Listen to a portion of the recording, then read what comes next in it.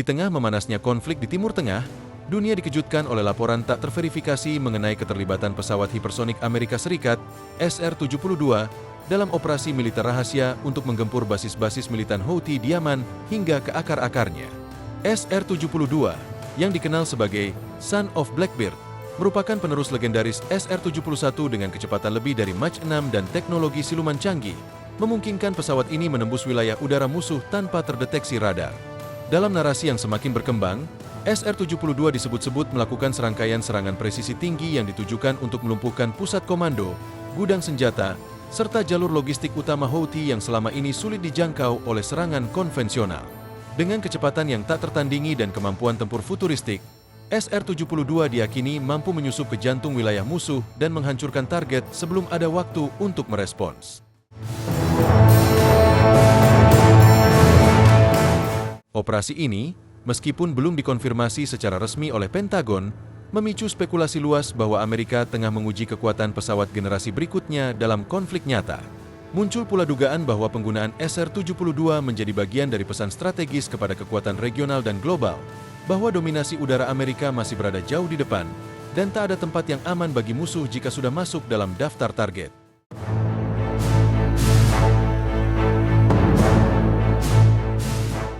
Kecepatan luar biasa memungkinkan SR-72 bergerak dari pangkalan rahasia di wilayah Teluk menuju target di Yaman dalam hitungan menit, memberikan efek kejut maksimal terhadap pasukan Houthi yang selama ini merasa aman di daerah-daerah pegunungan yang sulit dijangkau. Beberapa laporan lapangan bahkan menyebut bahwa pasukan Houthi mengalami kebingungan total setelah sejumlah fasilitas vital mereka hancur tanpa tanda-tanda serangan mendekat. Ini memperkuat dugaan bahwa Amerika tidak hanya menggunakan teknologi militer untuk menyerang, tapi juga sebagai alat psikologis guna mematahkan semangat tempur lawan. Dalam konteks geopolitik, penggunaan SR-72 di medan tempur ini bisa menjadi sinyal keras kepada Iran yang diketahui mendukung Houthi bahwa Amerika siap bertindak cepat, presisi, dan mematikan bila kepentingannya terganggu. Pertanyaannya kini, apakah ini hanya awal dari debut SR-72 di medan perang, atau pertanda dimulainya era baru dominasi hipersonik?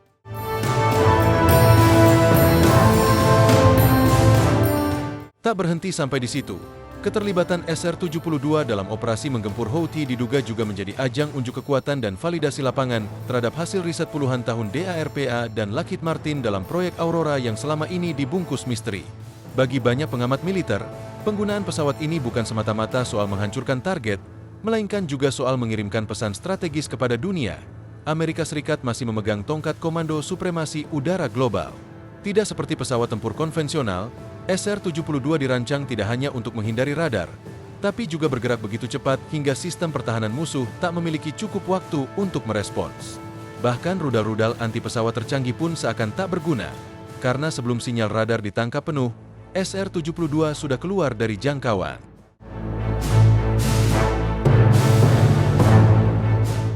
Laporan-laporan yang bocor dari kawasan sekitar Sada dan Marib di Yaman menunjukkan pola serangan yang presisi, mematikan, dan bersih, tanpa banyak kerusakan kolateral tanda khas dari teknologi militer generasi kelima dan keenam.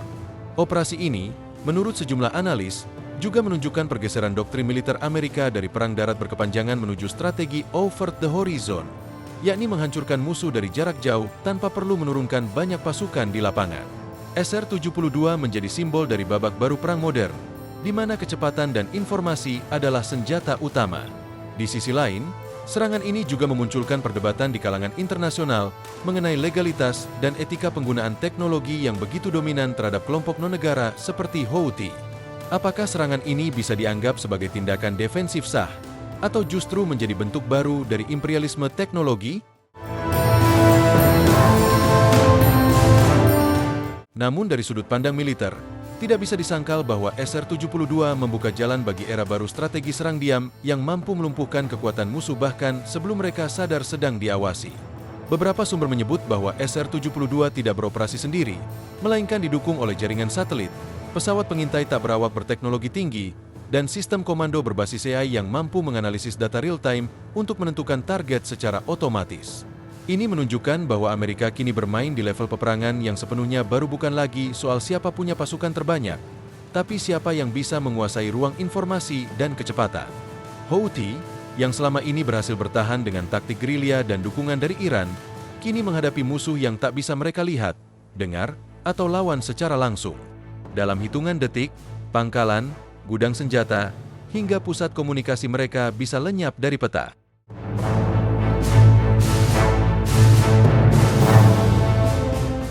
Dan semua itu bisa dilakukan dari ketinggian belasan kilometer oleh pesawat tanpa awak yang bergerak lebih cepat dari peluru. Kini, perhatian dunia tertuju pada kemungkinan perluasan penggunaan SR-72 dalam konflik lain, termasuk di Laut Cina Selatan atau bahkan Eropa Timur, bila tensi geopolitik kembali memanas. Apapun itu, kehadiran SR-72 menandai bahwa medan tempur masa depan telah tiba, tak lagi soal tank, kapal induk, atau infanteri, tapi tentang siapa yang mampu mengontrol waktu dan ruang dalam skala hipersonik.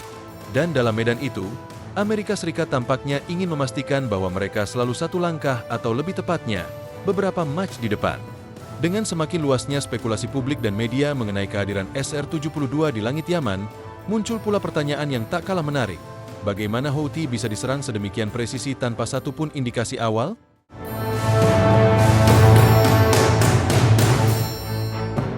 Beberapa pengamat menduga bahwa sebelum serangan dilakukan, SR-72 telah menjalankan misi pengintaian intensif selama berhari-hari atau bahkan berminggu-minggu, mengumpulkan data spasial, pergerakan pasukan, serta frekuensi komunikasi lawan.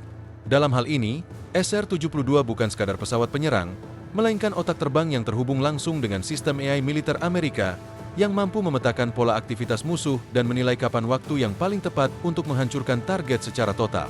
Di titik inilah peran satelit militer dan drone-drone siluman seperti RQ-180 masuk sebagai mata dan telinga yang melaporkan semua informasi ke dalam jaringan SR-72, menjadikan setiap serangan bukan sekadar tembakan acak, melainkan pukulan yang dirancang dengan presisi algoritmik tingkat tinggi. Menariknya, keberhasilan misi ini tidak hanya berdampak pada level taktis di Yaman, tetapi juga memberikan efek domino secara global. Negara-negara seperti Rusia, China, dan Iran tentu tak tinggal diam menyaksikan bagaimana Amerika Serikat memamerkan kekuatan hipersoniknya di medan perang nyata. Ketiga negara tersebut diketahui tengah berlomba mengembangkan jet tempur hipersonik mereka sendiri.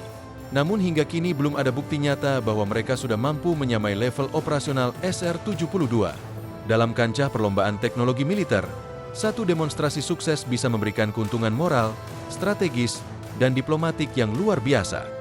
Negara-negara sekutu pun diakini semakin memperkuat keyakinannya terhadap dominasi teknologi militer Amerika, sementara lawan potensial kini harus meninjau ulang postur pertahanan mereka, menyadari bahwa kini ancaman tidak datang dalam hitungan jam, tapi dalam hitungan detik.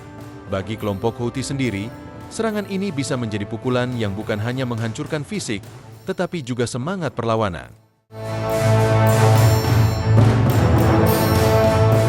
Bayangkan, dalam sekejap, pusat komando yang mereka anggap aman lenyap tanpa peringatan dengan gaya serangan yang tidak mereka kenali.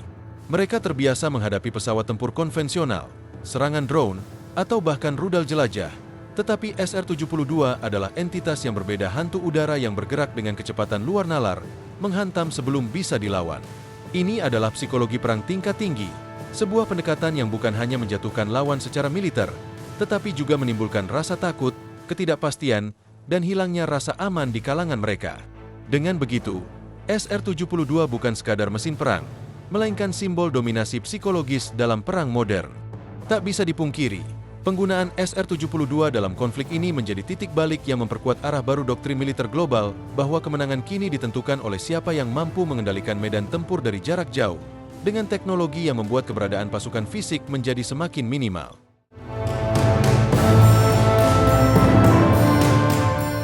Dunia tengah menyaksikan transisi dari era perang konvensional ke era First Strike Dominance, di mana kekuatan seperti SR-72 menjadi alat utama untuk memastikan bahwa lawan tidak pernah mendapatkan kesempatan untuk menyerang balik.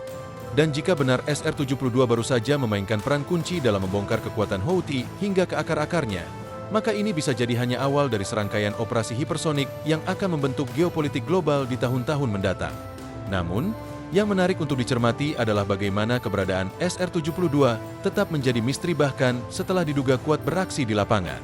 Tidak ada rekaman visual, tidak ada suara dentuman sonic boom yang biasa menyertai pesawat berkecepatan tinggi, dan tidak ada pengakuan resmi dari Pentagon. Semuanya menambah aura hantu udara yang melekat pada SR-72.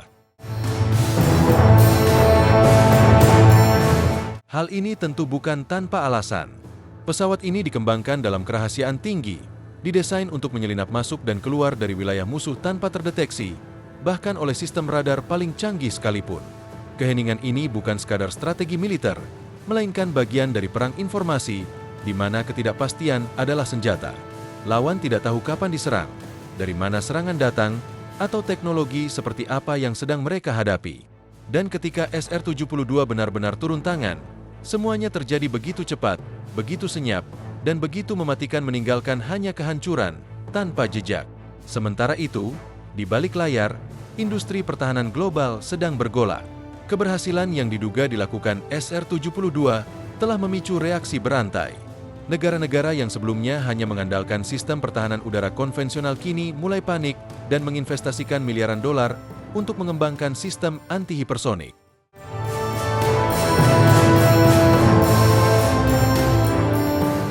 Tapi ini bukan tugas mudah. Menangkal sesuatu yang terbang di atas Mach 6 dengan lintasan tak terduga dan siluman radar adalah mimpi buruk bagi setiap sistem pertahanan. Bahkan sistem sekelas S-400 atau Iron Dome pun belum tentu mampu mengantisipasi kecepatan dan kelincahan SR-72.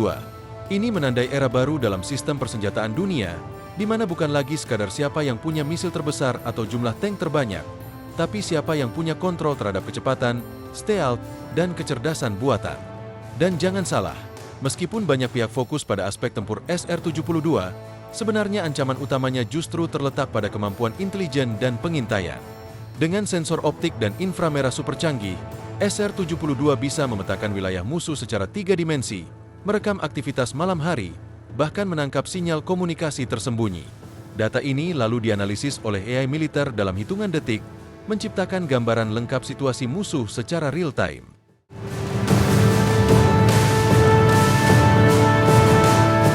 Disinilah kekuatan sejati SR-72, bukan hanya menghancurkan, tetapi mengetahui. Dalam dunia peperangan modern, informasi adalah kekuatan, dan siapa yang lebih cepat mengetahui, dia yang menang.